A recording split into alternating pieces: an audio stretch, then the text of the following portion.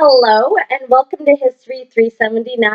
My name is Jessica and I'm going to be reading my essay about Henry Ford's Fordlandia.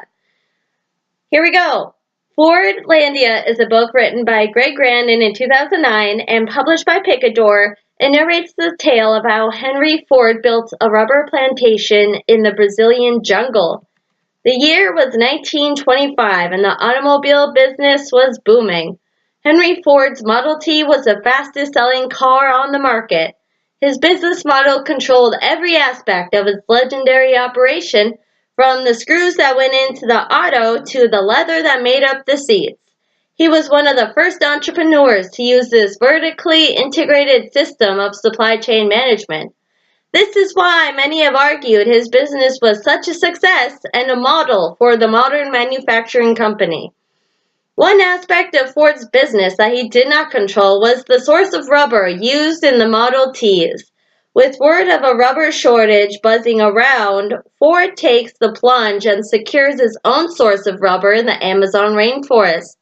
He purchases a small plot of land on the Tapajós River in Brazil and turns it into a rubber plantation. He did a minimal amount of research before deciding to go ahead with his great idea. Little did he know tapping trees for rubber is more complex than just planting and harvesting. Another crucial part of his vision for the rubber supply in Brazil was to transport a typical Midwestern town right onto the plantation, along with volunteers from his Detroit factories. An entire Midwestern city was planted in the Amazon rainforest along with the rubber trees. Families from Detroit were relocated to the Amazon, and that raised complications. These people were not adjusted to the heat and the humidity brought on by the jungle. Neither were they immune to the plethora of diseases carried by the rainforest. A third problem Ford faced was the emerging synthetic rubber industry and the rubber industry of South Asia. These factors led to the failure that is Fordlandia. The first reason why Fordlandia was such a disaster was the apparent lack of research that went into the idea of creating and implementing this rubber plantation. Any person who taps rubber knows you cannot have a lot of rubber trees in one area of the rainforest. Otherwise, one infected rubber tree can easily spread its disease to rubber trees in close proximity. Pests that love rubber trees can also jump from one tree to the next, reproduce quicker, and destroy an entire plantation. Another aspect Ford did not anticipate was the effect of relocating Midwesterners into the rainforest. Hundreds of people from Detroit, Michigan packed their bags in January, which is winter, and they arrived in the rainforest during the humid season, also January. Workers broke out in sweat and hives from the sun change in temperature and humidity.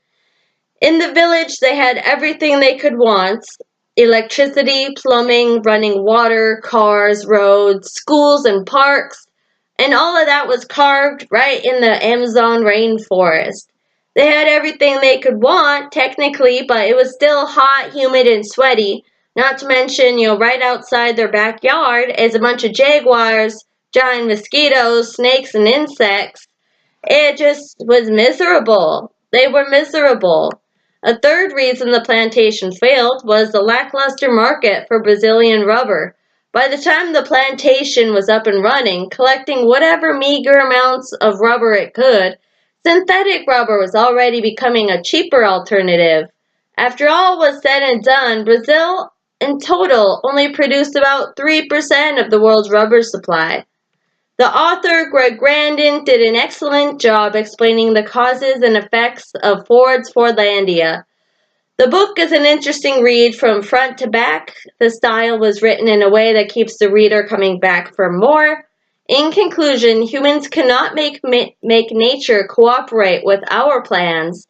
There are natural systems in place that have been developing for thousands of years that keep our ecosystems in check. Whether it is blight or tropical disease, we must learn to accept our limitations with our available technology. Let's not forget the natural fluctuations in market supply and demand. Ford put every amount of trust into these rubber operations, but it did not pay off.